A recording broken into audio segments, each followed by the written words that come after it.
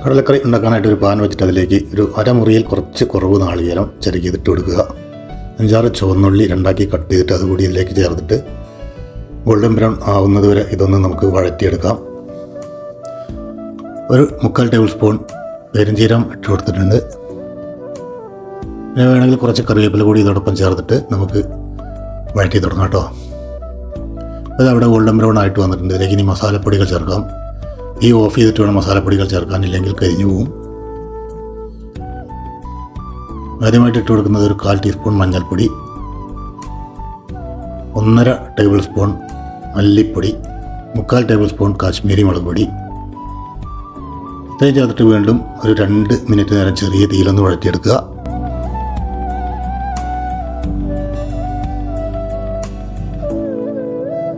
ഏകദേശം ഇവിടെ കളറായിട്ട് വന്നിട്ടുണ്ട്. ഇതിലേക്ക് തീ ഓഫ് ചെയ്തതിനു ശേഷം ഒരു ടീസ്പൂൺ ഗരം മസാല ചേർത്ത് കൊടുക്കുക. അതിനുശേഷം നല്ല രീതിയിലൊന്ന് മിക്സ് ചെയ്തിട്ട് ഇത് മിക്സിയുടെ ജാറിൽ നല്ല രീതിയിൽ അരച്ചെടുക്കുക. കടല ഇവിടെ വേവിക്കാൻ വെച്ചിട്ടുണ്ടായിരുന്നു. 250 ഗ്രാം കടലയാണ്.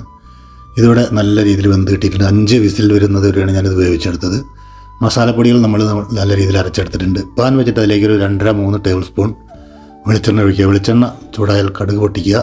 കുറച്ച് വെളുത്തുള്ളി അല്ലി മാത്രം ഇതിലേക്ക് ഇട്ട് കൊടുക്കുക. 1 മിനിറ്റ് നേരം ഒന്ന് വഴറ്റുക.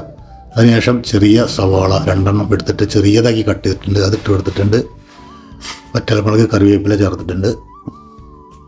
ഇത് ഗോൾഡൻ ബ്രൗൺ ആവുന്നത് വരെ നല്ല രീതിയിലൊന്ന് വഴറ്റിയെടുക്കുക. അപ്പോൾ അതവിടെ ഗോൾഡൻ ബ്രൗൺ ആയി വന്നിട്ടുണ്ട്. 2 ചെറിയ തക്കാളി ചെറുതായിട്ട് അരിഞ്ഞതിലേക്ക് ഇട്ട് കൊടുക്കുക. തക്കാളി നല്ല രീതിയിൽ ഉടച്ച് ചേർക്കുക. ആവശ്യത്തിലുള്ള ഉപ്പിട്ട് കൊടുക്കുക.